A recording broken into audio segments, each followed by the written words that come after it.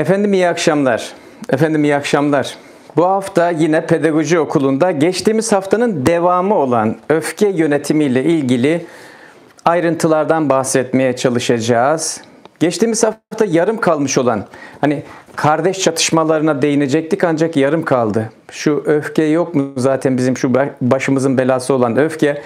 Konunun içerisine girdiğimiz zaman belki günlerce, haftalarca hem sebepleri nedir, bu kalbimdeki şişmenin sebebi nedir, kendimi kötü hissetmemin sebebi nedir'i oluşturan şu öfkenin ayrıntılarına girecek olmuş olsak günlerce, haftalarca belki işin ayrıntılarına değinmemiz gerekecek. Kaldı ki bir de yönetilmesi kısmı, öfkenin yönetilmesi kısmı, o da başlı başına bizim bilmemiz lazım gelen, farkındalık oluşturmamız lazım gelen bir ayrıntı. Önceki haftalarda aldığım bir e-mailde bir hanımefendi şöyle yazmış mailini. Sevgili hocam, eşim çok iyi bir insan. Ailesine, çocuklarına çok düşkün. Ancak bir kötü yanı varsa çok çabuk sinirleniyor. Çok öfkeli. Çocukların en ufak bir şeyinde hemen patlamalar yaşıyor. Alınganlığı çok fazla. Çocuk gibi alınıyor. Çocuklarıyla girdiği diyalogların içerisine çocuk gibi alınıyor. Kendisine yardımcı olmak istiyorum. Yardımı da kabul etmiyor. Uzmana yönlendiriyorum. Bir uzmanla görüşsen diye onu da kabul etmiyor. Ailemizin içerisinde böyle bir kötü günler yaşayıp duruyoruz. Bu hep böyle mi gidecek yoksa bir yardım almamız lazım mı diye kendi dünyasını, kendi evliliğini ve sorunlarından bahsetmiş bir hanımefendi. Ben kendi tecrübemden bahsedeyim. Acaba bir insan kendi hoşnutsuzluk duygularıyla baş edebilir mi? Yani bir insan hoşnutsuzluk duyguları dediğimiz duygu tek kelimeyle izah edecek olursak kendimi kötü hissediyorum. Kendimi kötü hissediyorum duygularına hoşnutsuzluk duyguları diyoruz. Bunun içerisinde ne var? Hoşnutsuzluk duygularının içerisinde kaygı var. En çok da kaygı oluyor zaten. Korku var. Öfke var. Hırs var. Alınganlık var. Sıklıkla incinme var. Tüm bunların her birisi aslında hoşnutsuzluk duyguları şeklinde tek bir isimle isimlendirilecek olursa bir bireyin tek başına ve yalnızca hoşnutsuzluk duygularıyla baş edebilmesi mümkün mü aslında? Bir yol gösteren olmazsa, bir uzman desteği olmazsa mümkün mü acaba? Yani benim genel tecrübem şunu gösterdi bana. Ya oldukça zor. Oldukça zor. Yani bireyin kendi kendini aslında onarmaya çalışması hiçbir şey bilmeden. Eğer mesela bir birey şu pedagoji okullarını takip edebiliyor, duygunun o ince ayrıntılarına, hissin derinliklerine kadar inebilmeyi başarabilmişse o zaman ayrı. Orada yakalayacağı şeyler var. Ancak bir birey hemen hemen hiçbir şeyden habersizse, duygu nedir, his nedir, duygulanım nerede oluşuyor, hisler nerede birikiyor ve benim bu ciğerlerim, benim bu göğsüm neden daralıyor? Bazıları da diyor ki şu ensem hocam, şu boynum sürekli olarak böyle hep ağrı içerisinde. Bazıları da diyor sabah kalktığımda sürekli dişlerimi sıkmış vaziyetteyim. Bazıları da diyor karnıma giren bir ağrı böyle kaygı beni çok kötü hissettiriyor.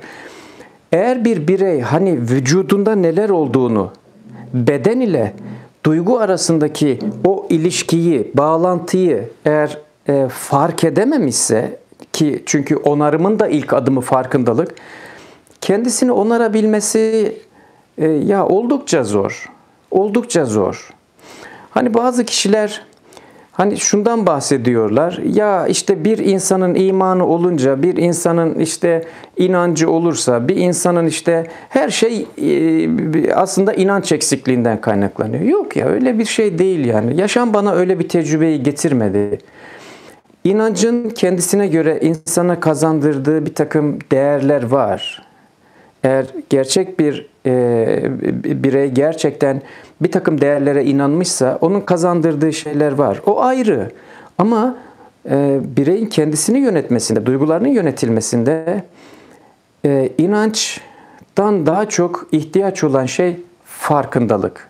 Farkındalık. Bugün işte o öfke yönetiminin bir ayrıntısına daha değinmeye çalışacağım. Bir ayrıntısına daha değinmeye çalışacağım. Belki tüm bu videolar serisi umarım ki hani izleyenler tarafından bir farkındalıkla birlikte kabul edilir. Ve böylelikle onarımı kendi en azından şu andaki duyduklarıyla birlikte kendini onarmayı becerebilir. Ya bir kere geldiğimiz şu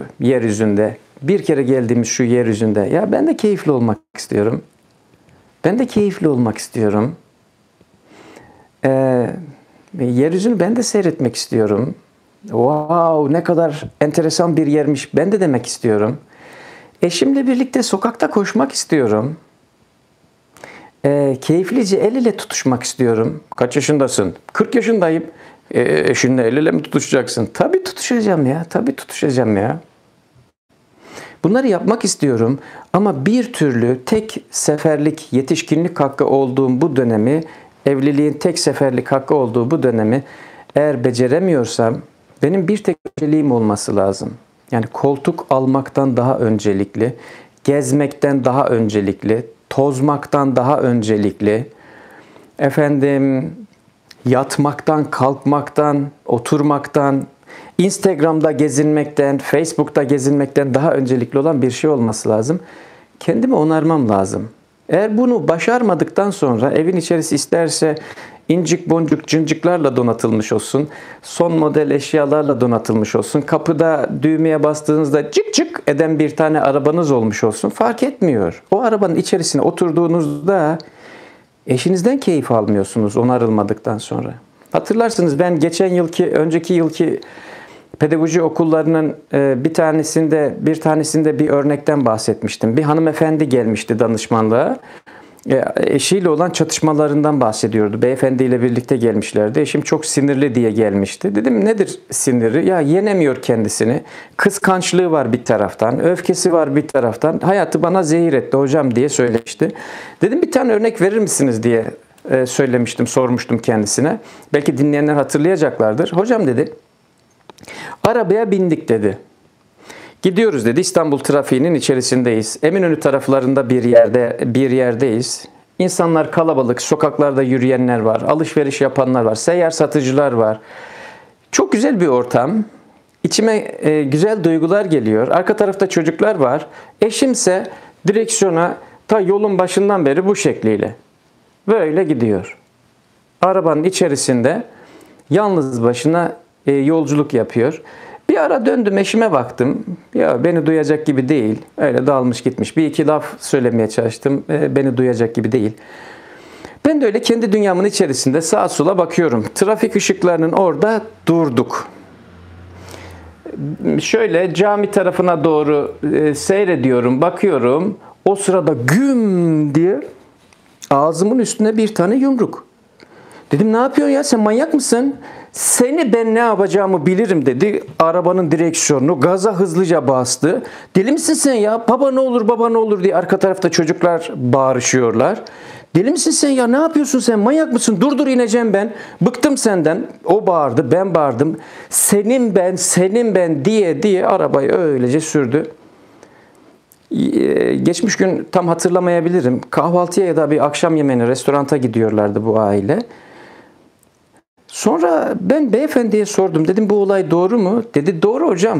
Kaşını gözünü bir düzgün tutmuyor ki. Dedim tam anlayamadım. Neresini düzgün tutmuyor? Hocam gözü fıldır fıldır sağda solda geziniyor. Nerede? Nasıl yani? Hocam dedi bak arabaya bindik. Ben dedi böyle arada bir bakıyorum eşime. Lambaların orada durduk. Ben dedi önüme doğru bakıyorum. Eşim dedi yan tarafa bir tane araba durdu dedi. Arabanın içerisinde iki tane genç var dedi. Camı açmışlar dedi. Şöyle dedi eşime döndüler dedi. Şöyle eşime bakıyorlar. Eşim de döndü dedi. Böylece bakıyorlar. Ya dedi sen de dedi babasın. Sen de dedi erkeksin dedi. Sen şöyle döndün baktın, eşinin bir adamla böyle bakıştığını gördüğünde dedi, ya rahat durabilir misin?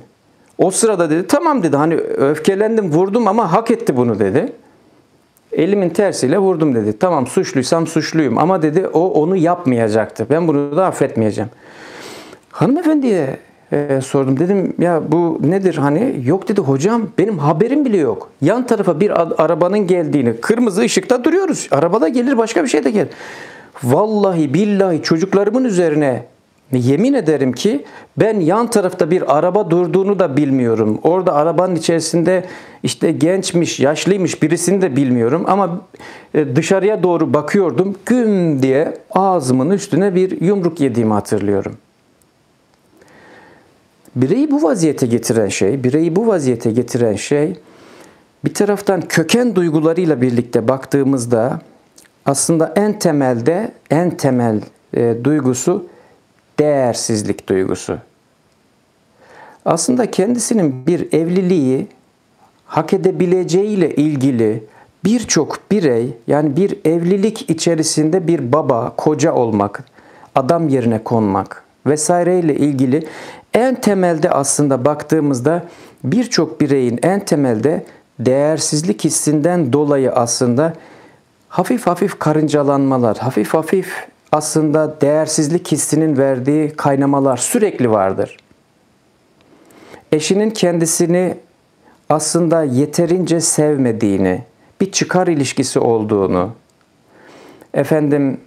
aslında hani çocuklar olmasa ayrılacağını, zaten sevmediğinin her halinden belli olduğunu, yani öyle yaşayıp gidiyoruz. Neden? Çünkü sevilmeye değer olduğuyla ilgili içerisinde, sevilmeye değer olacağıyla ilgili içerisinde en temel bilinç düzeyinde neredeyse sezilmesi imkansız olan bir temel duyguyu birçok kişi barındırır. Değersizlik hissi. Bu değersizlik hissi sürekli olarak sürekli olarak ilgilenilmeyi bireyde çağrışım yaptırır. Böylelikle birey aslında bir değer arayışı içerisindedir. Aslında kendisindeki temel değersizlik hissini susturabilmek için, temeldeki kendisi içerisindeki o değersizlik hissiyle baş edebilmek için birey kendisinde sürekli bir değer arayışı içerisindedir. Beni seviyor musun? Yemek güzel olmuş mu? Nasıl? Yemek yaptın mı? Niye yemek yapmadın? Niye ev dağınık? Ev niye dağınık? Ya ben akşama kadar dışarıda el alemin ağız kokusunu çekiyorum. Akşama kadar sen ne yapıyorsun evde? Niye ev dağınık? Şu çocuklarla niye ilgilenmiyorsun? Ya niye beni anlamıyorsun? Aslında tüm bu çırpınışların hepsi değer arayışından başka bir şey değildir.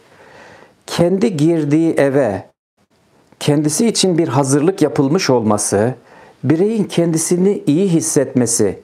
Ancak bir ayrıntının altını çizeyim. Bu iyi hissetmek aslında bir mutlak iyilik hissi değil. Kendi temeldeki dip akıntısı gibi devamlı kendisini yoklayan değersizlik hissinin hafifçe artık kendisini rahatsız etmez vaziyete getirmesinden kaynaklanan bir iyilik halidir. Kendisini sürekli bir içten rahatsız eden, adam yerine konmuyor olmuşlukla birlikte büyümüşlüğü, şimdi evin içerisinde kendisine bir hazırlık yapılmış olması, koltukların, minderlerin yerli yerinde olmuş olması, bireyin kendisini iyi hissettirir. Ancak bu iyi hissettirme, kendisinin hani o değersizlik hissini hissetmesine engel olan, kendisine evin hazırlık yapılmış olmasından kaynaklanan bir iyilik halidir. Geçici bir iyilik halidir. Çünkü minderler, yastıklar tekrar yere düştüğü sırada birey bu sefer yine gerilmeye başlar. Yine hoşnutsuzluk hissinin içerisine girmeye başlar. Dolayısıyla aslında baktığımızda bu beyefendi özelliğinde de eşinin ağzının üstüne bir tane vuran ve o yan tarafta duran arabaya bakıyordu diyen, kadının hiç haberi olmadığı yerde kadına şiddet uygulayan bu beyefendinin aslında temeldeki aradığı şey değer. Değer. Başka bir şey değil. İlgi. Pohpohlanmak. Alaka gösterilmek. Kendisiyle ilgili sürekli bir iyisin, iyi ki varsın, seni çok seviyorum. Bak sen çocukların babasısın. Sen horoz gibi ortalıklarda civcivlerinin önündesin. Varsın, iyisin. Bak evi senin için hazırlarım. Beni seviyor musun? Seni çok severim. Ama bu bir sürekli yapılabilecek bir şey değil ki. Bu bir özveridir. Kendisinde değersizlik hissi, kendisinde sürekli bir değersizlik hissi içerisinde olan bir bireyin sürekli olarak çevresinden, eşinden, özellikle eşinden değer aramaya çalışması ve sürekli bu hissi hissettiğinde kendini iyi hissedip eğer yastıklar yerinde ortalık darmadağın olmuş, yastıklar yerinde değilse, minderler yerinde değilse kendisini kötü hissetmiş olması sürdürülebilecek bir durum değildir. Bu bir özveridir. Sürekli özveri bireyi tüketir. Ah canımsın sen benim, ah benim güzelimsin sen benim. Aslında sen var ya, iyi ki seninle evlendim, iyi ki seninle evlendim. Tedavi olmaz ki birey. İşte böylesi bir bireyin yani değersizlik hissinden kaynaklanan anlamlandırma bozukluğu olan bireylerde, değersizlik hissinden kaynaklanan anlamlandırma bozukluğu olan bireylerde neyi anlamlandırmakta bozukluk yaşadı? Ya mübarek bak bu kadıncağız çalışıyordu. Akşam senden önce geldi. Çocuğu okuldan aldı. Bak senin şerrinden de korktuğu için böyle içeride bir telaş içerisinde onu oraya koydu, çorbasını ocağa koydu, bilmem akşamdan hazırladıklarını bilmem ne yapmaya çalıştı. Bir saate baktı vesaire. Yazık günah değil mi ya? Bu kadının bu kadar çırpınıyor olması yazık günah değil mi? Ve senden çekindiği, azarlanmaktan çekindiği, suratının asık olmasından çekindiğinden kaynaklanan bu durumu ona yaşatman doğru mu? Değil. Değil. Onarmak lazım. Bireyin kendisini onarması lazım. Peki anlamlandırma bozukluğu olduğu taraf ne bu bireyde, bu beyefendide ya da benzer durumlarda hanımefendide nedir anlamlandırma? Eğer evin içerisi tertipsizse eşim bana değer vermiyor. Eğer yemek vaktinde hazır değilse eşim bana değer verse vaktinde yemeğe hazırlar. Eşim bana değer verse elbiselerim sürekli ütülü olur. Eşim bana değer verse bu olur.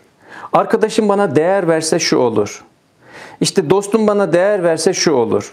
Sürekli bir değer arayışı. Ya insan tükenir. Buna işte biz hani değersizlik hissinden kaynaklanan bir anlamlandırma bozukluğu. Kişinin gözleri bozuk şu anda.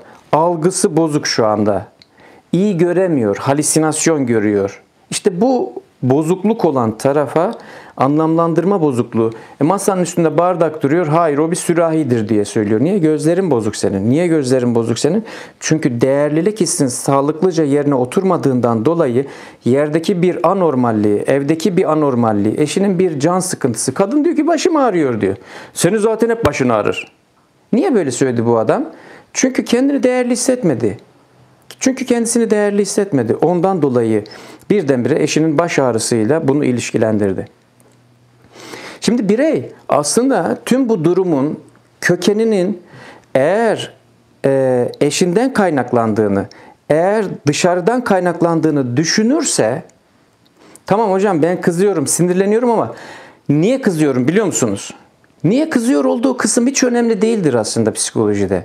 Niye kızıyor olduğu kısım hiç önemli değildir. Ya yaşadığı bir olay karşısında duygusunu yönetemiyor olması önemli.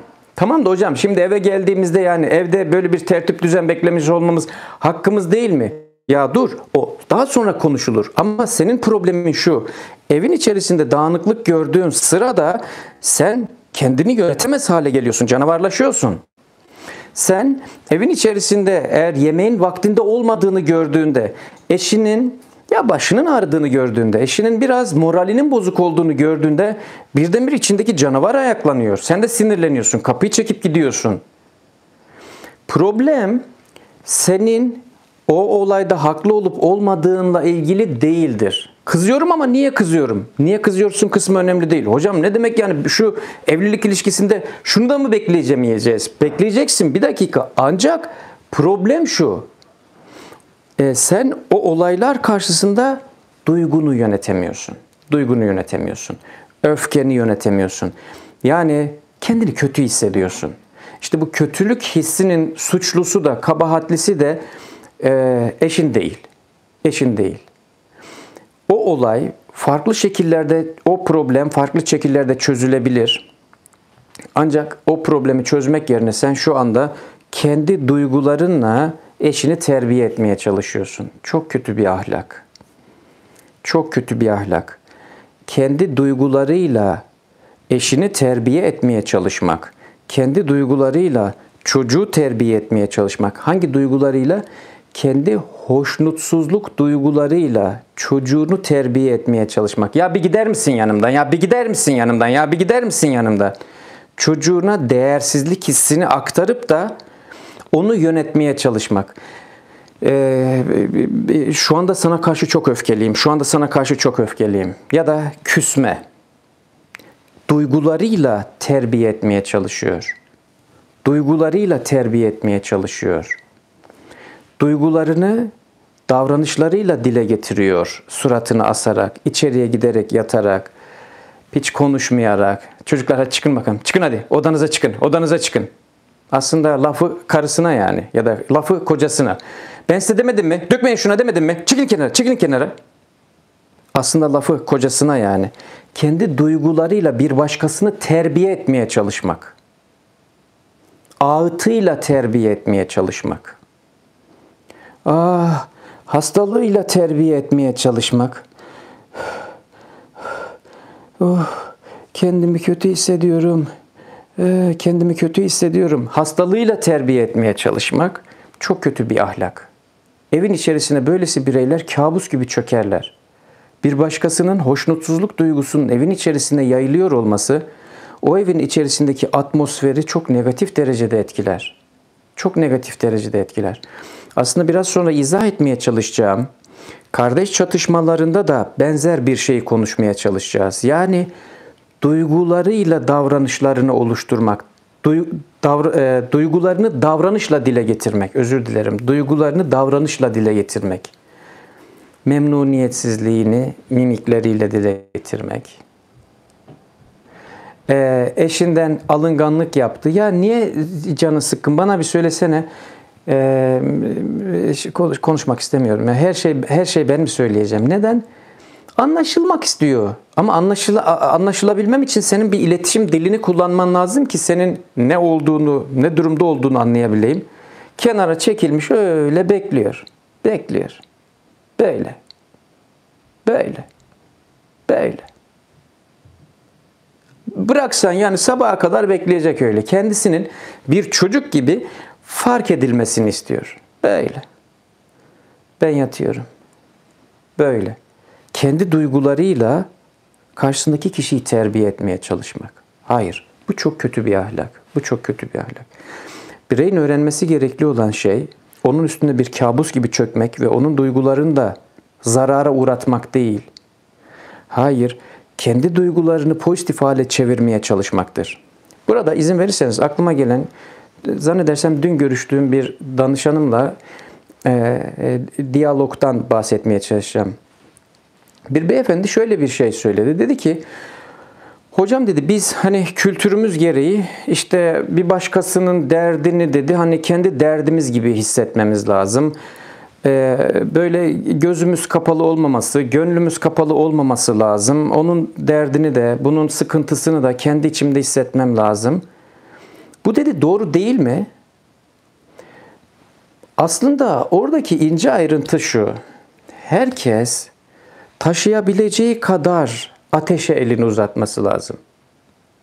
Mesela bir kişinin derdini dinliyorsunuz. Eşiyle problemi var, çocuğuyla problemi var, kocası aldatmış, çocuğu yoldan çıkmış, hayattan bıkmış, annesi intiharda bulunmuş, sürekli ağlıyor, ediyor. Şimdi bu komşunuz geliyor, anlatıyor ve ben kötü etkileniyorum bundan. Dinlemeyeyim mi ben bunu? Hayır, dinlemeyeceksin. Neden? Çünkü onu dinliyor olmak, sen bir uzman olmadan bunu dinliyor olmak, ağır bu duyguları kendinde hissederek aslında kendini yönetemeyecek bir vaziyete getirmiş olman, şu anda sen kendini kötü hislerle birlikte, çocuğunla birlikte olduğun bir sırada senin kendi duygularını yönetmekte zorluk çekeceksin. Bak, yüzün gülmüyor. Ali'yi dinledin, Veli'yi dinledin, 49'u dinledin, 50'yi dinledin. Hatta insanları bir tarafa bırak, hayvanların kafası kopmuş hayvan seyrettin, bacağı kopmuş hayvan seyrettin. Sosyal medyada sürekli böyle bir baktın ki hayvan hakları, bitki hakları, canlı hakları, bunların hepsi erdemli davranışlardır. Ancak şunu hesap etmeden eğer yapılacak olursa yanlış olur. Sen taşıyabiliyor musun mübarek bunu? Duyguların bunu taşıyabiliyor mu? Ben bir süre önce bir video seyretmiştim. Civciv fabrikasında çekilmiş olan bir video. Bu videoda sarı sarı civcivler yürüyen bantın üstünde geliyor. Hani bu marketlerdeki yürüyen bantın üstünde geldiği gibi. O bandın ucuna birisi oturmuş. Tavuk olacak civcivle horoz olacak civcivi, demek ki herhalde görünüşünden, bacaklarının uzunluğundan mı fark ediyor? Boynunun uzunluğundan fark ediyor. Oraya oturmuş olan kadın hemen fark ediyor bunu. Hemen fark ediyor. Tavuk olacakları bu tarafa, horoz olacakları bu tarafa. Tavuk olacakları bu tarafa, horoz olacak civcivi bu tarafa doğru atıyor. Tavuk olacak civcivler böyle bir gibi, sepet gibi bir şeyin içerisinde, büyük bir sandığın içerisine giriyor. Orada cik cik cik cik diye duruyor. Horoz olacak olan civcivlerse bir çöp tenekesi gibi bir şeyin içerisine giriyor ve o üst üste yığılan civcivler, nereden seyrettim? Alıyor adamcağız bunu, böyle dişlileri olan, dişli çarkları olan şeyin içerisine döküyor. Orada çatır çutur o şeylerin hepsini birlikte eziyor tüyleri, kanları, manlarıyla. Bir yıl önce seyrettim bunu. Ama ben hani kendi duygusal gücüm olarak baktığımda bunu kaldırabilecek durumda değilim ki. Hala mesela şu anda anlatırken bile hala gözümün önüne geldiğinde canım çok sıkıldı. Ben iyi bir şey mi yaptım? Hayır, kötü bir şey yaptım. Neden kötü bir şey yaptım? Çünkü duygularımı o derecede yönetebilecek bir birey olmadığım halde ben şimdi gittim onunla meşgul tuttum kendimi. Halbuki birazcık daha güçlü olduğum bir dönemde olmuş olsaydı, bırak insanların hakkını, hayvanların hakkını savunacak derecede kendimi güçlü hissettiğim bir dönemde gidip bir aktivist olarak, gidip herhangi bir şey olabilecek derecede kendimi güçlü hissettiğim, ama ben o anda o durumda değildim, o duyguda da değildim, o yoğunlukta da değildim. Akşam kabusuma dönüştü, sabah bilmem neyime dönüştü. Çocuklarla olan ilişkimde, eşimle olan ilişkide, başka gündelik yaşamdaki ilişkide enerjim çökmüş olarak bir vaziyette oldum. Aslında buradaki temel kriter şu: birey gündelik yaşam içerisinde kendisine ağır gelecek olan duyguları tanıması ve bu duyguları yönetebileceği kadar kısmına temas etmesi. Öyle delikanlıca hareketler yapmaması lazım. Onu dinle, bunu dinle, onu da dinle, bunu da dinle, şunu da dinle. Ya bir uzman da değilsin sen. Dinliyorsun, bu duyguyu nasıl yöneteceğinle ilgili fikrin de yok yani senin. Onun derdi, bunun derdi. Sonra neye dönüşüyorsun? Aynı şuna dönüşmüş oluyorsun. Diyorsun ki bu hayat çekilmez. Hayat çok kötü. Halbuki burada asıl olan şey, onun eğer derdini de dinleyeceksen, onun sıkıntısını da dinleyeceksen şu duyguda olman lazım. Kendini yönetebilecek bir becerideysen, karşı taraftaki kişiyi dinliyorsan, onunla birlikte oturup ağlayacak değil de akıl gözüyle, yorumlayıcı aklınla, yorumlayıcı zihninle beraber onu eğer dinleyebiliyor, takip edebiliyor, layabiliyor. O ağlıyor olduğu halde onunla birlikte diye karşılıklı ağlamıyor. Ancak ona zihninle, yönetebildiğin duygularınla yardımcı olabileceğin problem çözüm yöntemleriyle eğer yardım sunabiliyor ve karşı tarafta bu sunduğun yardımda ben hiç böyle düşünmemiştim diyebiliyor ve senin sunduğun çözüm önerisini kullanabiliyor ve bir sonraki sefere geldiğinde problemi çözmüş olarak teşekkür ederim diye ya da bir daha sonraki sefere teşekkür ederim, benim problemim birazcık çözüldü diyebiliyorsa, o zaman temas edebilirsin. Güçlü duruşla temas edebilirsin. Karşılıklı ağıtlaşıyorsan ne ona fayda sağlar ne sana fayda sağlar. Bunu şundan dolayı söylüyorum. Biz gündelik yaşam içerisinde aslında duygumuzu, hoşnutsuzluk duygularımızı öyle açık bir vaziyette ve öyle temas ettirir bir vaziyette etrafımıza yayıyoruz ki evin içerisine kara bir bulut gibi çöktüğümüzün haberi yok. Suratı asık bir vaziyette, canı sıkkın bir vaziyette, eşine alınmış bir vaziyette, gücenmiş bir vaziyette, kendi duygularıyla başkasını terbiye etmeye çalışır bir vaziyette yaşamak doğru değil. Tamam, sen gittin bak, bu vaziyette yaşıyorsun. Şu suratının haline bak. Bir tane güldüğün yok. Bir tane tebessüm ettiğin yok. Keyifli bir kendi iç dünyanı yönetebildiğin bir taraf yok. Ki bunu yapabilmen bir başkasına da yardımcı olabilmek için şart. Yani o hayat ne güzel, lay lay lom, ben dışarıda seksek yürüyeyimden daha öte, eğer bu duyguyla kendini yönetebiliyorsan, eğer bir derdi olan birisi, sıkıntısı olan birisi geldiğinde de ona katkı sağlayabileceksin. Yoksa hiç kimseyle ilgilenmiyorum, hiç kimsenin derdiyle ilgilenmiyorum falan değil. Güçlü duruşta olmadıktan sonra başkasının öfkesini, hoşnutsuzluk duygusunu, kaygısını yönetmeye katkı sağlayamayız. Eşler de evin içerisinde kendisini kötü hissettiği sırada diğer eş çocuklarla birlikte iyi olmaya devam ettiğinde şöylesi bir duyguya kapılıyorsa işte bu yanlıştır. Ben burada böyle suratı asık bekliyorum. Ben burada öyle içeride bekliyorum. Bir danışanım öyle söylemişti. Eşiyle kavga yapmışlar. Çok kötü. Bağırmış, çağırmış. Allah belanı vermesin, senin belanı vermesin. Nereden evlendim seninle? Birbirleriyle çok kötü sözler söylemişler. Kadıncağız içeriye gitmiş, yatmış. Bana söylediği şey şu: hocam içeriye girdim, yatağın içerisinde böylece yorganın içerisine başımı soktum. Eşimi bekliyorum. Gelse dese ki canım, özür dilerim. Hatta canım manım değil, özür dilerim değil. Gelse yanıma, hadi kalk bir çay içelim dese kalkacağım aslında. Bekledim, iyice sinir oldum. Çocuklarla beraber, hadi çocuklar gelin biz oyun oynayalım diye oturdular, çocuklarla beraber işte bir oyun oynamaya başladılar. Kendimi daha da kötü hissettim. Öylece uyumuş kalmışım. Ya mübarek, yatağın içerisine girip öyle kaldırılmayı beklemek yerine duygularını yönetmeye çalışıp duygularını kalbinden nefes alarak yönetmeye çalışıp eşinin yanına dışarıya çıkmış olsan, ben de katılabilir miyim oyuna diye seslenmiş olsan ne var? İşte onarılmış olmak demek bu aslında. Onarılmış olmak demek bu aslında. Kendi içinde incinmişliğe karşı bir direnci aşabilme gücü elde ediyorsan sen, yatağın içerisine girdin. Ya ben burada böyle saf saf niye yatıyorum? Eşimin gelmesini niye bekliyorum? Ben de beyefendiye de sormuştum. Dedim niye gitmedin? Ne bileyim hocam dedi, içeriye girdi, sinirlendi. Şimdi yanına gideceğim dedi. Tekme atacak dedi. Sinirlenecek, bağıracak. Çocuklar da şey olmasın diye. Ben müneccim değilim ki onun yatağın içinde beni bekleyip de kalk sevgili karıcığım hadi çay içelim falan diyeceğimizi. Bilemedim dedi ben dedi. Doğru. Sözel ifadeler varken neden duygularımızı davranışlarımızla dile getiriyoruz ki? İçeriye gittim, eşimi bekliyorum. Gelmeyince öyle uyudum kaldım. O gün gitti işte. Yani bir daha o gün geride gelmeyecek yani. Tek ve biricik olan günler böylelikle gitmiş oluyor. Duygular davranışla değil. O hanımefendi bir de ayrıca şunu söyledi. İşte o yüzden deminki cümlelerin altını çizmeye çalıştım. Ben kendimi kötü hissettiğim halde eşime bakıyorum. Kahve koyuyor kendisine. Çocukların yanına gidiyor. İnadına yapıyor hocam. İnadına yapıyor. Hadi gelin top oynayalım diyor. Hadi gelin bilmem ne yapalım. İşte bu bir hastalıklı düşünce. Hangi düşünce hastalıklı düşünce? Ben kendim kötü olduğum halde bir başkası kendisini kötü hissetmiyorsa, ki bu hanımefendi de benzer bir anlamlandırma bozukluğu taşıyordu. Bir arkadaşıyla karşılaştığı sırada o da sanki onun derdini kendi derdi gibi böyle kötü hissettiği sırada ona değer verdiğini zannediyordu. Halbuki iki kötüden birisinin iyi olması lazım ki kötü olan kişiye destek olunabilsin.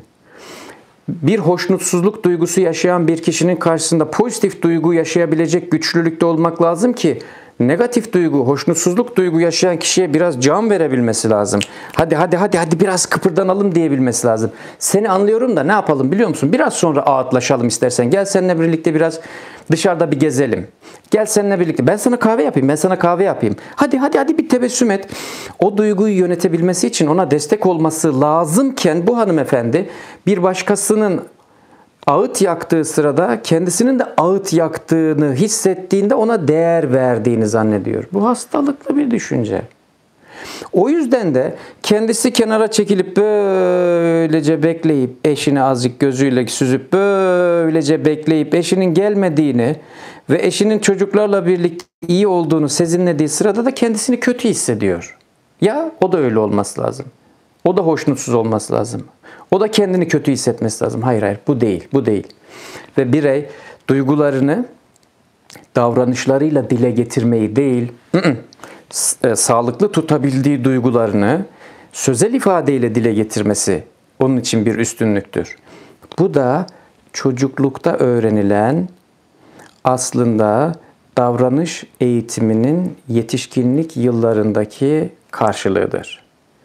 Eğer bir çocuk ebeveyninden ya da yanındaki yetişkinlerden duygularını davranışlarıyla dile getirdiği sırada ebeveyn ona duygularını sözel ifadeyle yer değiştirmeyi öğretti ise o takdirde bu çocuk ilerleyen yıllarda, yaşamının ilerleyen yıllarında duygularını davranışla dile getirmek değil, duygularını yenip sözel ifadeyle yer değiştirmeyi bir yetenek haline getirecektir. Evliliğinde de. Biliyor musun? Şu anda kendimi iyi hissetmiyorum. Ben biraz şöyle gitsem uzansam, bir 5 dakika sonra da birlikte bir çay içsek olur. Yerine böylesi bireyler duyguyu davranışla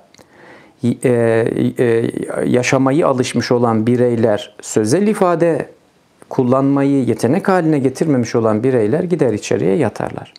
İşte tam burada şurayla bağlantı kurmaya çalışacağım eğer izin verirseniz.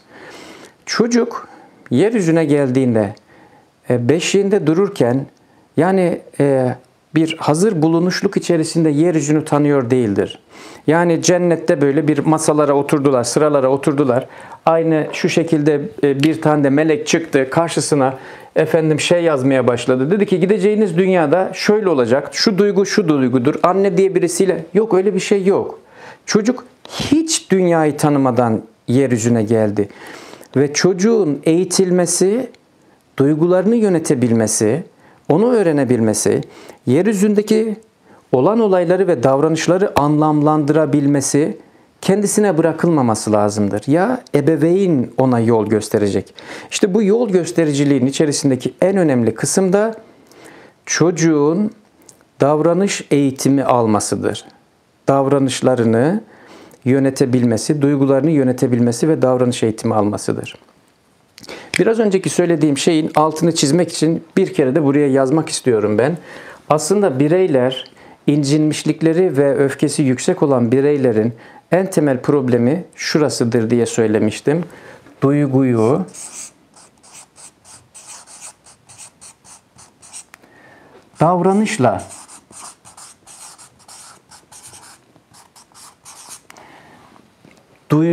davranış ile ortaya koymak. Nedir? Kendimi kötü hissettim ya. Çöktüm. Kendimi böyle yaptım. Ne yapıyorum ben şimdi? Bir duygumun anlaşılmasını istiyorum. Ama öyle bir şey yok. İnsan davranışları içerisinde, sosyal yaşam içerisinde, duygusal yakınlıklar içerisinde böyle yapmak karşı taraftakini yorar. Duygu, davranış ile dile gelmemesi lazım. Ya çocukluktan itibaren şu öğrenilmiş olması lazım. Duygu, sözel iletişim ile yer değiştirmiş olması lazım. Yani birey kendisini kötü hissettiği sırada içinde yaşadığı o hoşnutsuzluk duygusunu ya paylaşabilmesi, incitmeden, aşağılamadan, suçlamadan sadece ben dili kullanarak ki ben dili centilmenlik dilidir. Ben dili centilmenlik dilidir. Biliyorsunuz 3 türlü dil kullanımı vardır. Ben dili, kendimi iyi hissetmiyorum, bana yardımcı olur musun? Bir ben dilidir. Kendimi iyilik ekiyle birlikte iyi hissetmiyorum. İkinci dilse sen dilidir. Sen dili. Sen hep böyle düşünüyorsun. Sen hep böyle yapıyorsun. Sen beni hiç anlamıyorsun. Senin yüzünden kendimi kötü hissediyorum. Sen dili suçlayıcı, aşağılayıcı, çatışmacı ve savunucu bir dildir. Sen dili. Genellikle psikolojik problemleri olan bireylerin farkında olmadan savunucu hale geldikleri dil sen dilidir. Sen dili. Sen dili. Eğer bir bireyin öfke bozukluğu yaşadığını ya da eğer bir bireyin duygularıyla ilgili problemler yaşadığını, eğer bir bireyin çocukluk yıllarında incitildiğini, aşağılandığını öğrenmek istiyorsanız kullandığı dile bakın. O birey sen diye kullanmaya başladığı şey, ki kullanmak zorundadır o. Çünkü savunucu, kendini savunmak zorundadır. Bugüne kadar kendisiyle ilgili hep saldırıları, değersizlikleri hissettiği için artık sandalyeyi niye buraya koymadım? Sen koymadın oraya, ben mi koymadım? Ben ne yaptım ki şimdi? Sen kendi yaptığın şeyi bana söylüyorsun. Yok ya, ben yapmadım, ben buradaydım, ben koymadım oraya. Tabii hep ben koyarım zaten, sen hiç koymazsın. Şimdi bu savunucu yan sen dilinin bir ürünüdür. Sen dili çocukluk yıllarındaki değersizlik ve yetersizlik ve suçluluk hissinin otomatik olarak bireyde kullandırdığı dildir. Üçüncü dilse eylem dilidir. Eylem dili. Eylem dili aslında kaliteli bir dildir. Kaliteli ve duygusal yakınlarla kullanılacak olan bir dildir. Ama daha önemlisi çocukla iletişim. Eylem dili çocukla iletişim dilidir. Çocukla ben dili ile konuşulmaz. Yani ben kendimi kötü hissediyorum oğlum, yaramazlık yapmayın sözü çocukta edilgenliğe yol açar. Edilgenliğe yol açar. Onu kırmızı kalemle yazayım. Edilgenliğe. Yani çocuk sürekli annesini, babasını, kızgın mısın anne, üzgün müsün anne, babamı kızdırmayalım en iyisi, annemi kızdırmayalım en iyisi diye anne duygularını, baba duygularını denetlemeye ve ezilmeye başlar. Çocuk böylelikle ötekinin duygularını sürekli denetler vaziyete gelir. Onun kızgınlığını, onun öfkesini, onun şiddeti yaşatıp yaşatmayacağını çocukta kullanılan ben dili çocuğa hissettirir. Çocukta bu yüzden kullanılacak dil eylem dilidir. Çocukta kullanılacak dil eylem dili. Eylem diline bir örnek verecek olursak ne diyebiliriz örneğin? Çocuğun ne kendisini hedef alıp ne de ben kendi duygularımı çocuğa aktarmak şeklinde değil, ancak neyin doğru, neyin yanlış olduğunu anlatan dildir. Neyin doğru ve yanlış olduğunu anlatan dildir. Örneğin çocuk kalemi kırdı. Çocuk kalemi kırdı, sen kırdın kalemi değil. Ben kalemi kırılmasından hoşlanmıyorum değil. Bardağı kırdı. Hayır, bardak kırıldı. İşte bardağın kırılması elimizi keser. Ya da daha pratik bir örnek vermeye çalışayım. Kardeşinin saçını çekti çocuk. Kardeşinin saçını çektiğiyle birlikte çocuk da ağlamaya başladı. Niye çekiyorsun kardeşinin saçını? Sen dili. Suçlayıcı, aşağılayıcı, çatışmacı ve ileride savunmacı olur. Niye böyle yapıyorsun? Ya kaç kere söyledim sana? Niye böyle yapıyorsun? Niye böyle yapıyorsun? Sen dili. Halbuki biz çocuğa duyguyu sözel ifadeyle yer değiştireceğimiz halde duyguyu savunmacı hale getiriyoruz şu anda. Ben sana kaç kere dedim? Ben sana kaç kere dedim? Bana inanın, güvenin. Yılların tecrübesiyle birlikte size aktarmaya çalıştım. Başınız daha sonra derde girer. Kendini savunmaya çalışan, sen ne diyorsun ya diyen bir kız çocuğunuz olursa, sen kendine bak ya diyen, aman takma ya annemi, böyle annem işte öyle konuşur gider diyen bir oğlunuz olursa, bu en çok sen dilinin sonucudur. Kaç kere diyeceğim sana? Anlamıyorsun beni. Bak sana sinirleniyorum. Halbuki mesela kardeşinin saçını çeken bir çocuğa, kardeşini iten bir çocuğa o anda değil, o andan sonraki bir anda çocuğa aslında saç çekmenin, bir başka kişiyi itmenin doğru bir davranış olmadığını çocuğa aktarmak, doğru bir davranış olmadığını. Anneciğim sana bir şey söyleyebilir miyim? Aslında bir başkasını, öfkelendiğimiz sırada bir başkasını itmek doğru bir davranış değil. Onun yerinde aslında şunu yapabiliriz diye alternatif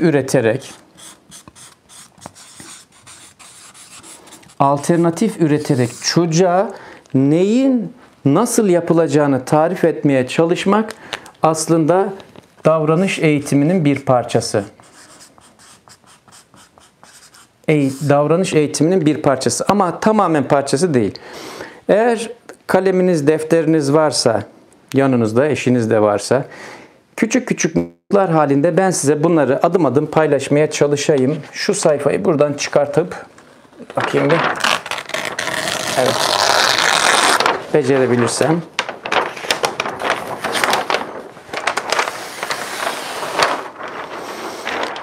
Şöyle yere koyayım.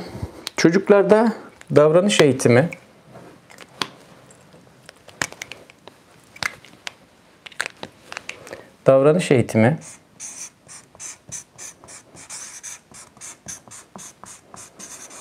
eğitiminin temel prensipleri diye bir başlık atacak olursak, çocuklarda davranış eğitiminin keşke bütün anne babalar, bütün öğretmenler, çocukla etkileşim içerisinde olan herkes bu prensipleri bilerek hareket etmiş olsa. Birincisi, çocuğun yanlış davranış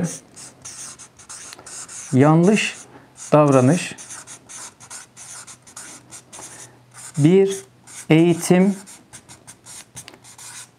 eğitim fırsatıdır. Çocuğun her yanlış davranışı bir eğitim fırsatıdır. Çünkü çocuklar davranış eğitimi alarak dünyaya gelmediler. Çocuk bir yanlış davranış yaptığı sırada anne baba hemen kendisinde şunu düşünmesi lazım. Bu davranışla ilgili çocuğumun eğitilmeye ihtiyacı var. Eğitime ihtiyacı var. Yanlış davranış eğitim ihtiyacının var olduğunu işaret eder. Bu eğitim ihtiyacının en önemli kısmı problem çözme becerisidir.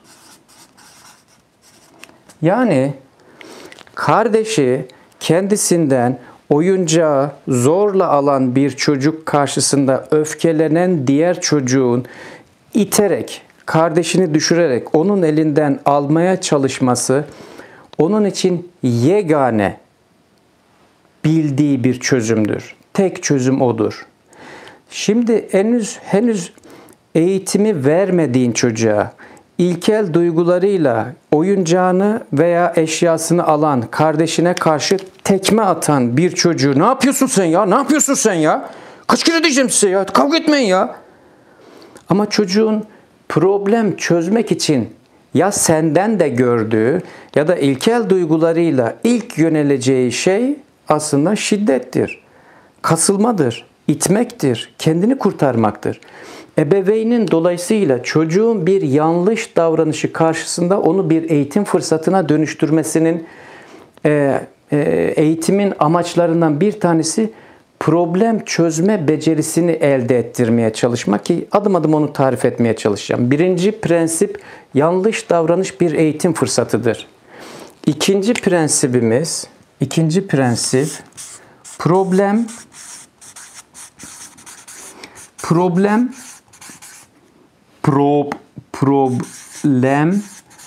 anında çözülmez.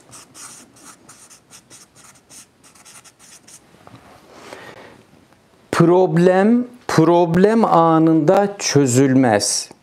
Yani çocuklar itiştiler, kakıştılar. Tekme attı, kardeşine vurdu, git diye bağırdı. Elinden oyuncağını aldı, o da onun üstüne çıktı. Şu anda problem çözülmez.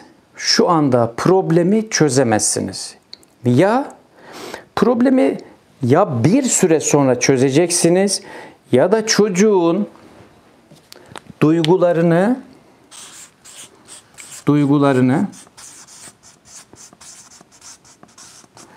stabil, yönetilebilir hale getireceksiniz. Getirmek. Ya öteleyeceksiniz dedim. Öteleyin. Problem anında çözülmez. Neden? Çünkü çocuk oyuncağa alınmış. Sinirleniyor. Kardeşim hep bunu yapıyor diyor. Öfkeli, gergin. Şimdi sen ne yapıyorsun? Gel bakayım bir ver onu, verme onu. Niye öyle dedin? Niye böyle? O problem anında çözemezsin. Çünkü duygular aktif. Karı koca birbirlerine girmişler. Allah belanı vermesin. Sen benim birbirlerine giriyorlar.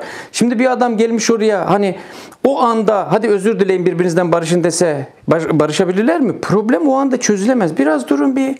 Aklınız bir başına gelsin. Duygularınız daha stabil olsun. Daha yönetilebilir bir hale gelsin kısmı önemlidir. Şimdi bu yönetilebilir hale gelmenin içeriğine gireceğim bu hafta. Yönetilebilir hale getirilmenin içeriğine gireceğim adım adım. O da aslında üçüncü kısmı oluşturacak. Çözüm yöntemi başlığı altında. Yönetilebilir hale, duyguyu çocuğun yönetilebilir hale getirebilmek için öncelikli şartımız bir sözel ve beden kontrolü. Ebeveyn çatışma içerisinde olan şu öteleyin kısmı ayrıca ele alınacak bir konu. Onu sonraki haftalarda anlatmaya çalışacağım. Yani problemi daha sonra çözülmek üzere ve bir eğitim fırsatına dönüştürmek üzere daha sonraya öteleyin, akşama, yarına, ertesi güne, çünkü çocuğunuzda bir yetenek yok. Problemi eğer eşyası alındıysa, izinsiz bir şey alındıysa tekmeleme yeteneği var. Bunu siz değiştireceksiniz. Davranış eğitimi verip değiştireceksiniz. Duyguyu davranışla değil, içinde bir duygu yaşadı. Tekme atma davranışıyla değil, sözel ifadeyle yer değiştirmeye çalışacaksınız. Şu öteleyin kısmı haftaya inceleyeceğiz bunu.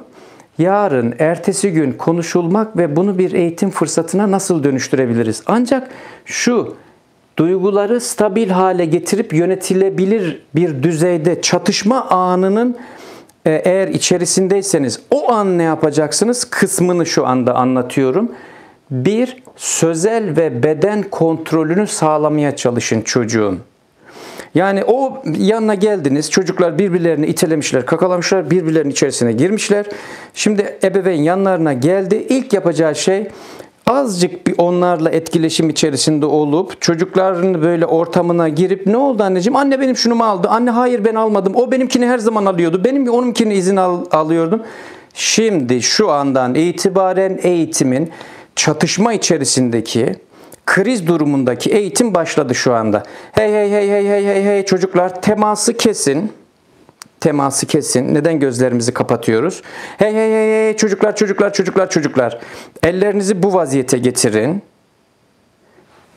Yönetilebilir hale getireceksiniz önce çocuklar. Çocuklar çocuklar çocuklar bir saniye bir saniye. Anneciğim bir saniye. Anneciğim bir saniye. Anneciğim bir saniye. Anneciğim bir saniye. Tamam seni dinleyeceğim. Tamam seni de dinleyeceğim. Bir dakika. Tamam bir dakika. Önce sözel ve beden kontrolünü ebeveyn o anda sağlaması lazım. Çatışma, kriz durumundan bahsediyorum. Biraz önce söylediğim gibi ötelediğimiz eğitim fırsatına dönüştüğümüz şey hariç olmak üzere. 1. Kontrol altına al. 2. Emniyetli oturuş. Emniyetli oturuş. Oturuş. Eğer çocuklar çatışıyorlar, ayaktalar, birbirlerine itişiyorlar, kakışıyorlar, ayakta problem çözülemez. Yani en fazla ona kızarsın, buna kızarsın. Ya çocuğun kendini güvende hissedip temas edebilmek için, çocuğa temas edebilmek için yere oturmanızı, eğer iki çocuk ve sizseniz bir üçgen şeklinde, eşit üçgen şeklinde oturmanızı tavsiye ederim. Çocuk, çocuk, ebeveyn üçgeni şeklinde. Eğer bu üçgen eşit üçgen olmaz da şuna dönüştürürseniz eğer, şu çocuğa yakın, bu çocuğa uzak olarak oturursanız doğru olmaz. Ya da şu çocuk burada, bu çocuk burada, sen de burada olursan bu da doğru olmaz.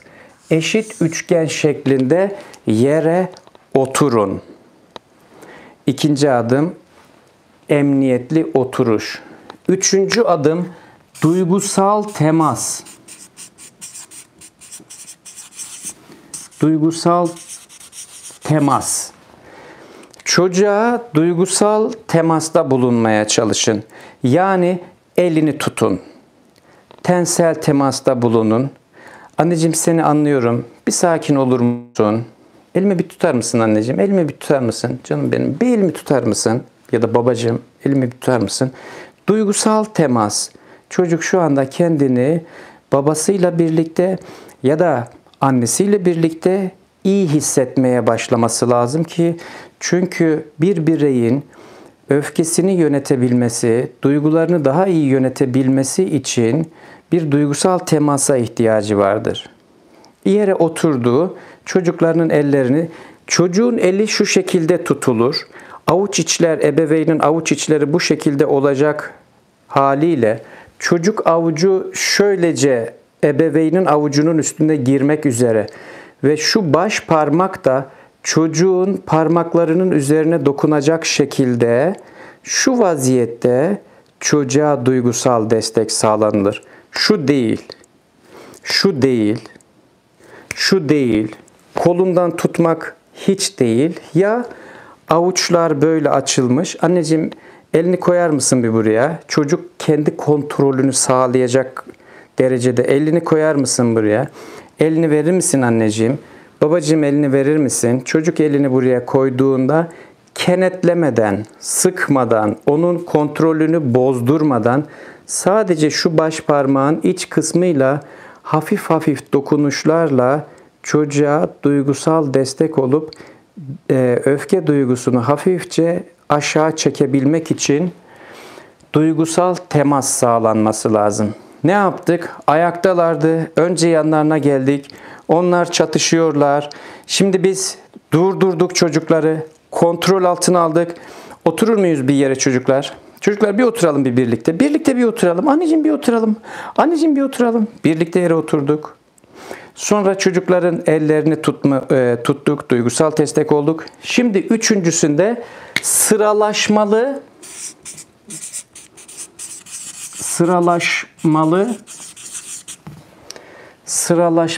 anlatım. Sıralaşmalı anlatım. Yani çocuklara ne olduğuyla ilgili duygusal bir boşalım sağlattırabilmek için, çocukları sağabilmek için, duygusal sağaltım yapabilmek için çocukların öfkesini ve duygularını konuşması lazım. Kendi duygularında, kendi düşüncelerinde ne olduğunu anlatması lazım. Anneciğim bir anlatır mısın ne oldu? Ne oldu anneciğim bir anlatır mısın? Anne hayır o doğru anlatmıyor. Bir dakika kızım sana da döneceğim. Sana da döneceğim bir dakika kızım diyerek aslında birincisine söz vermek. O kendince anlatıyor. Anne ben hep kardeşime oyuncağımı veriyorum ama kardeşim hiç bana geri vermiyor oyuncağını. Hep benim oyuncağımı izinsiz alıyor. Onu dinlemek. Şimdi sen anlatır mısın? Hayır anne o da bana verdiği sırada benden de hiç izinsiz alıyor. Hep benim oyuncaklarımı dağıtıyor. Tamam. Seni de bir kere dinleyeyim. Sen de bir kere dinleyeyim. Sıralaşmalı olarak ikisini de dinledikten sonra çocuklara alternatif sunmak. İkisinin duygularını boşalttık şu anda. Şimdi çocuklara bir problem çözme becerisi kazandırabilmek için çocuklar tamam beni bir dinler misiniz? Diyerek olasılık ekleriyle birlikte bir alternatif ve çocuklara fırsat sunucu bir iletişimle alternatif sunmak gerekecek şimdi. Yani şöyle yapsak olur mu? Bundan sonra birbirimizin oyuncaklarını alırken izin alsak olur mu? Ya da ortak oyuncakları kullanılıyorsa şöyle yapsak olur mu? Önce abin yarım saat oynasa sonra sana verse olur mu? Ya da herkes kendi oyuncağını kendisi toplasa olur mu? Şimdi ne yapıyoruz? Aslında çocukların problem çözmek için çok basit cümlelere ihtiyacı vardır. Birisinin kendisine itmesini, vurması engellenip şöyle yapsak olur mu deyince tamam diyebilir çocuklar. Dolayısıyla burada alternatif sunmakla problem çözme becerisini, ebeveyn kendisinde bir yetişkin olarak var olan problem çözme becerisini aslında artırması, çocuklarının artırması lazım. Son adım olarak alternatif sunduktan sonra ise son adım olarak da drama. Yani empatik drama yapmak çocuklarla. Şöyle yapalım mı? Ayşe, hadi ablana söyler misin? Oyuncağını ondan izin isteyerek alabilir misin? Hadi bir söyle. Şöyle söyleyebilirsin. Ablacığım oyuncağını verir misin? Hadi bakalım anneciğim bir söyler misin bir? Çocukla bu iletişimi kurdurmak için o cümleyi söylettirmek lazım. Eğitilerek gelmedi çocuklar. Kardeşi ablasına, ablacığım oyuncağını bana yarım saatliğine verir misin? Canım sen de kardeşine izin verir misin? Hadi bakalım izin verir misin? Böylelikle çocuklara sıralaşmalı bir oyun oynama şeklini tarif ederek, beklemeyi öğreterek, irade gelişimini öğreterek anne belki bir yarım saat, belki bir 45 dakikalık süre içerisinde ne yaptı? Çocuklarına davranış eğitimi sundu. Bir eve gittiniz, bir kadın gördünüz, bir anne gördünüz, çocuklarıyla birlikte halının üstüne üçgen şekilde oturmuş, onları önce sakinleştirmiş, önce dinginleştirmiş, sonra duygusal destek vermiş, şimdi de çocukların ellerini tutarak, onlara alternatifler sunarak, problem çözme yeteneklerini artırarak ve hadi birlikte bunu bir kere oynayalım mı diyerek, ondan sonra da güncel yaşamda da gözlemleyerek bir şey yaptığını görürseniz, işte bunun adı davranış eğitiminin birinci kısmı. Davranış eğitiminin birinci kısmı. Yoksa kendisi de henüz davranış eğitiminden geçmemiş olan bir annenin yapacağı şey ne oluyor genellikle? İçeriye girince bağıra bağıra, ne yapıyorsunuz yine? Ya ben kaç kere söyledim size. Ne söyledin? Eğitim mi verdin? Çekme dedim kardeşinin saçını ama oyuncağımı alıyor. Ben sana demedim mi? Bir de zaten okullar var ki hani bazı okullarda işte cezalandırarak çocuğu, bazı eğitim yerlerinde çocukları işte düşünme sandalyesine oturtturarak, ya kedi eğitir gibi paspasın üstüne çıkartarak çocuğu düşün orada. Kuş gibi düşün orada şimdi. Yanlış yaptığını anladığın sırada bana söyle. Yanlış yaptığını anladığın sırada bana söyle. Ya oyuncağımı almış olan bir kişiye karşı tepki gösteriyorum ben. Bu normal değil mi? Çocuğa göre. Halbuki çocuğa sunulacak olan davranış eğitiminin temel prensipleri, birinci bölümün temel prensipleri aşağı yukarı bunlardır. Şimdi eğer sizler YouTube'dan takip ederken size bir şey söyleyebilir miyim? Rica ederim, size bir şey söyleyeceğim. Ya şu anlattığım şeyler benim için, yani burada okuduğum onlarca, yüzlerce kitabın içerisindeki özet bilgiler aslında.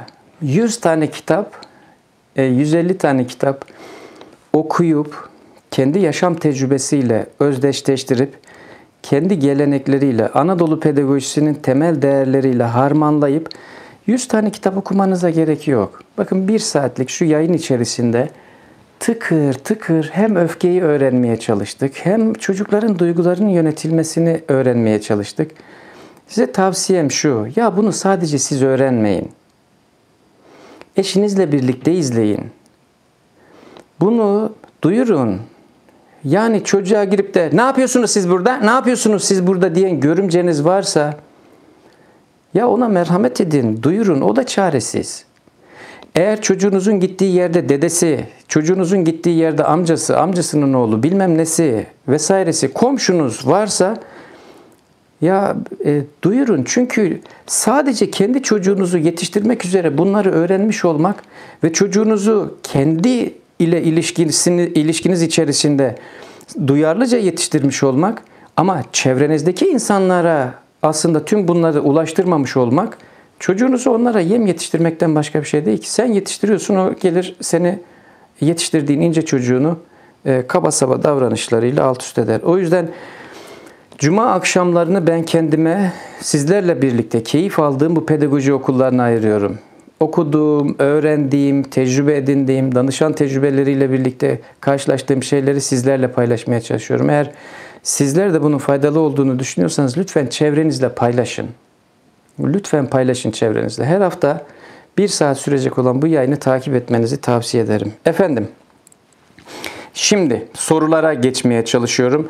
Bir 10-15 dakika kadar da soracağınız sorular varsa o soruları da cevaplandırmaya çalışayım. En sonda kim sormuş? Suna Yiğit sormuş. Gerçekten o kadar güzel anlattınız ki hayranlıkla izliyorum diye söylemiş Suna Hanım. Aynı zamanda bu benim gündelik yaşamım ki ben de bir babayım. 4 tane çocuğum var. Ve aynı zamanda yaşamımın her anı pedagoji ve öğretilerle dolu. Sizin belki vaktiniz yok. Siz belki mühendissiniz. Siz belki hemşiresiniz. Siz belki doktorsunuz. Siz belki önemli görevlerde bulunan kişisiniz. Her gün pedagoji kitabı okunmaz ki. Ama haftada 1 saatinizi vermiş olsanız ben her gün okuduğum, her gün gözlemlediğim şeyi sizlerle paylaşıyorum. Ve benim için çok doğal paylaşımlar bunlar. Betül Hanım yazmış. Oğlum 5 yaş 3 aylık, bu doğru değil, böyle yapmak yanlış dediğimde hayır doğru değil, yanlış değil diyor. Anaokulu öğretmeni biraz sertti. Bir de kardeşi oldu, tepkisel olmanın sebebi olabilir mi? Olabilir Betül Hanım. Bu doğru değil. Aslında bir de hani sadece bu doğru değil demek değil de aslında bunu şöyle yapmak daha doğru olur. Daha doğru olur. Doğru olur bile değil yani. Yanlışın ötesinde çocuğa doğru olanı da söylemek daha doğru olur. Okulda öğretmeni sertti. Evet. Tepkisel olur çocuk. Tepkisel olur. Kardeşi doğdu. Evet. Kendini iyi hissetmeyebilir. Tepkisel olur. Esra Hanım yazmış. Merhaba hocam. Adem Güneş mail adresinize mail attım. Cevaplarsanız çok mutlu olacağım diye yazmış Esra Hanım. Esra Hanım bakacağım mailinize. Nesrin Bayrak yazmış. Hocam tek çocuklarda ne gibi davranış bozuklukları olabiliyor? Sanırım iki çocuklu eğitmek daha basit. Ya iki çocuğun eğitimi birazcık daha farklı diyelim. Daha basit. Evet. Belki birazcık daha farklı şeyler bilmek gerekiyor Nesrin Hanım. Tek çocuğun yetiştirilmesinde ne olur? Sosyalleşmeyi evde başlatmamış olursunuz. Duygusal destek konusunda insanın ihtiyacı oluyor. Kardeşi bir duygusal destektir onun yaşamın içerisinde. Güvenebileceği, sonsuz güvenebileceği ve kendisinin darda kalacağı sırada destek alacağı kardeşi onun için önemli bir figürdür.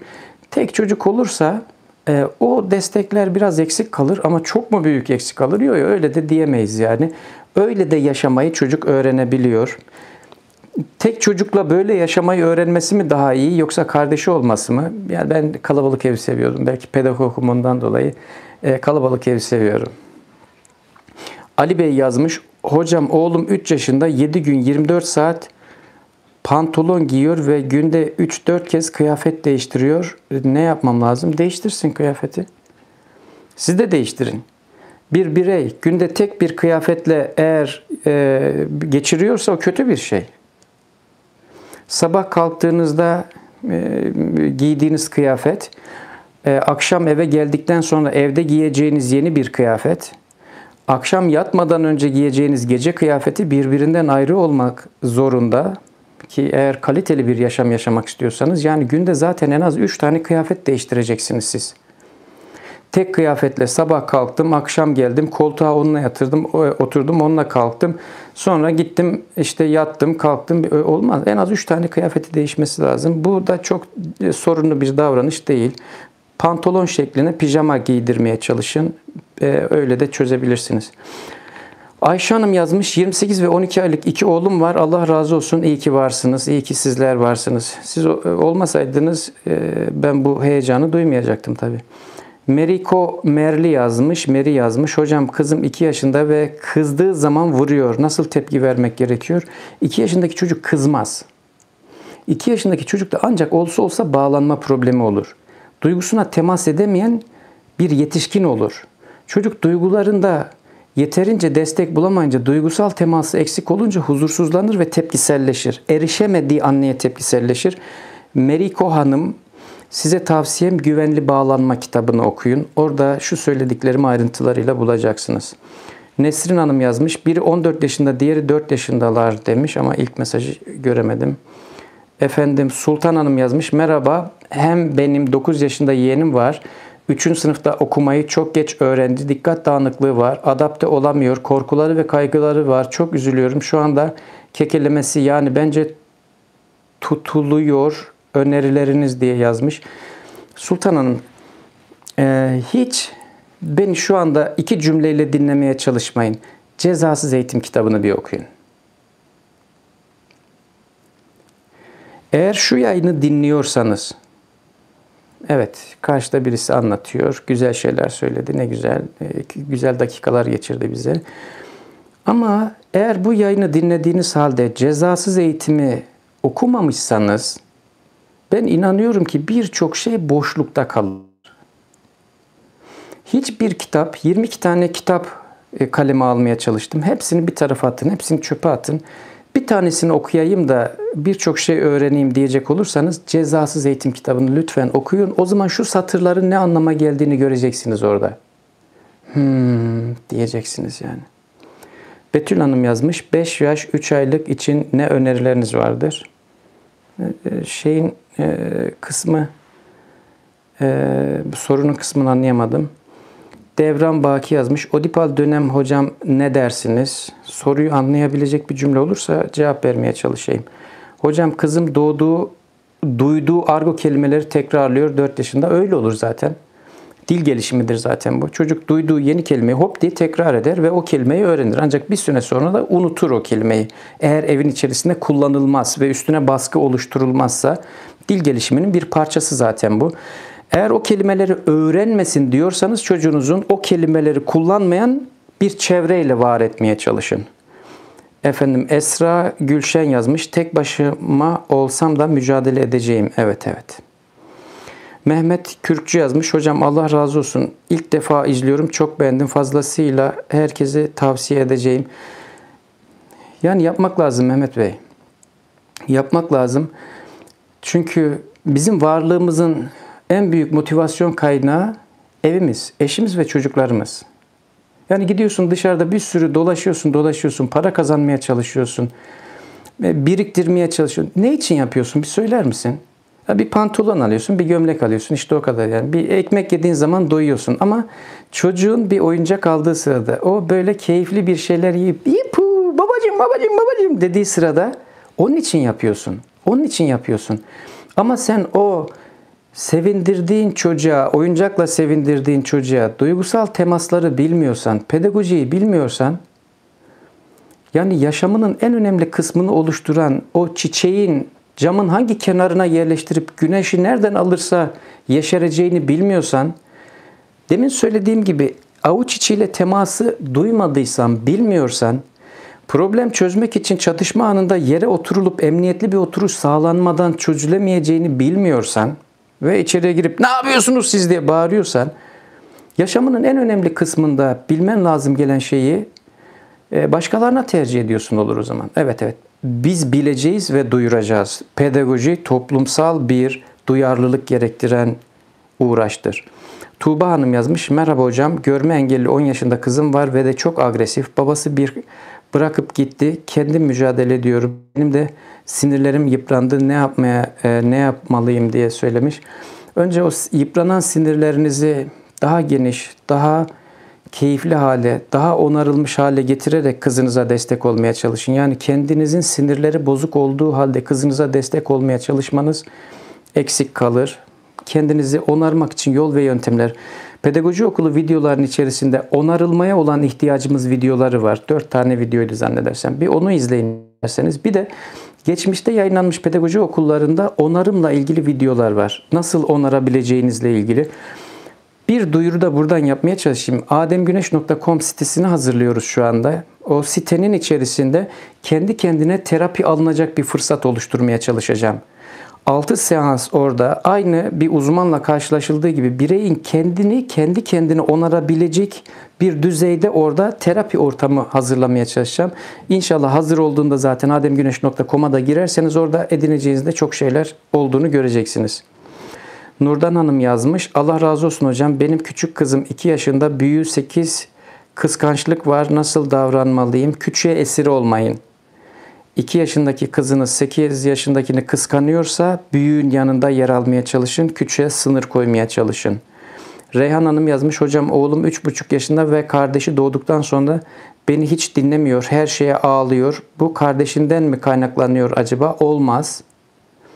Kardeşinin doğumuyla birlikte kendini kötü hissetmiş olabilir. Ancak çocuğun hissettiği şey muhtemelen anne kaybıdır. Anne kaygısıdır.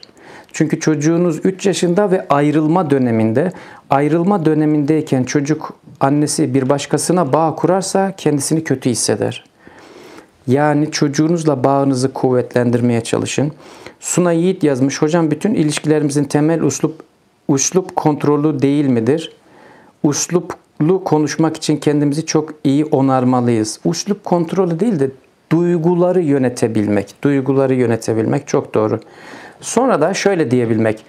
Ben kaliteli yaşamı tercih ediyorum. Bağıran, çağıran, argo bir insan olmak, ağlayan bir insan olmak değil. Hayır. Ben keyifli duygular ile evimi, çocuklarımı pozitif duygular ile var etmek istiyorum demek daha doğru olur. Şöyle aşağı doğru ineyim. Mehmet Seyman yazmış. Hocam 10-14 yaşlarında öğrencilerim var ve çok öfkeliler. Hatta bir gün biri diğerinin boğazını sıkmış. Boğmak üzereyken arkadaşlar ayırmış. Hastaneye zor yetiştirdik. Yardımcı olur musunuz? Mehmet Bey, yani işte bu şu anda bahsettiğimiz şeyin ergenlik yıllarında dışa vurumu. Muhtemelen o çocuklarla ilgili bakacak olmuş olsanız mutlaka, yani bütün tecrübem bunu gösteriyor. %90 demiyorum, %99 oranında mutlaka diyorum ki aile içerisindeki şiddetin arkadaşa yansımasının olduğunu göreceksiniz. Siz belki o çocuğa duygusal destek olarak öfkesini azaltabilirsiniz. Ancak çözümü aileyle birlikte oluşturmanızı tavsiye ederim. Hülya Hanım yazmış. Maria Montessori okuma yazma 4 yaşında öğretin diyor. Evde Montessori eğitimi vermeye çalışıyorum. Bir takım materyalleri temin ederek.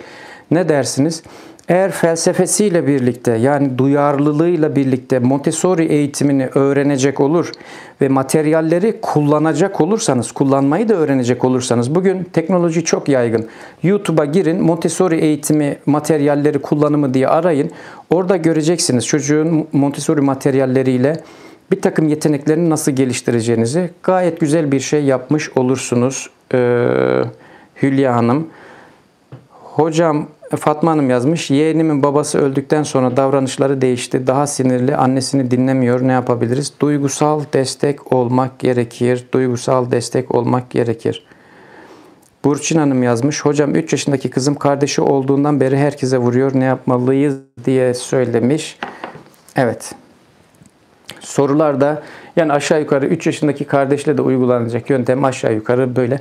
Haftaya şu öteleyin kısmıyla birlikte değerlendirmeye çalışacağız. Bu hafta neyi anlatmaya çalıştım? Eğer özet olarak bakacak olursak, öfke yönetimimizin aslında değersizlik duygularından kaynaklanan öfke yönetimimizin anlamlandırma bozukluğuna pat diye nereye bakıyorsun sen be kadın denilen şekle dönüşmesini, evin içi niye dağınık böyle cümlesinin arkasında kendimi eşimin karşısında, eşimin davranışlarında değersiz hissettiğime dönüşmesine, yemek niye vaktinde yok kısmının aslında söylenilen şeyi, söylenmek istenilen şey ben adam değil miyime, yani değersizlik hissinin hassasiyetinden kaynaklanan öfkeye dönüştüğünden bahsetmeye çalıştık. Öfkeli bir kişinin ya da kendisinde duygularını yönetmekte eksik kalan bir kişinin kendi duygularıyla davranış oluşturmaya çalışması, kendi duygusal ağırlığını etrafa yayarak, surat asarak, küserek, içeriye girerek, yatarak, evin içerisinde bir ölü atmosferi oluşturarak aslında etrafını terbiye etmeye çalışmasının çok yanlış olduğunu söylemeye çalıştık. Ya ne olması lazım? Davranış, burada yazılı mı? Yazılı değil. Bir önceki cümlede yazılıydı. Davranışlar duygular ile değil, sözel ifade ile çocuklarda yer değişmesi lazım. İşte o da öteleyin kısmıyla ilgili sizlere haftaya anlatmaya çalışacağım şey. Bir çocuğa kazandıracağınız en üstün yetenek, duygularını sözel ifade ile ifade edebilme yeteneğidir. Bir bireyin en kötü hali, duygularını davranışlarıyla dile getirmeye çalışıp ötekini de kötü hissettirmeye çalışması halidir ve bu bizim ahlakımız değildir. Efendim haftaya pedagoji okulunda, haftaya saat 22'leri gösterdiğinde, 22'yi gösterdiğinde pedagoji okulunda yine sizlerle birlikte olmaya çalışacağız. İyi geceler diliyorum, hoşça kalın.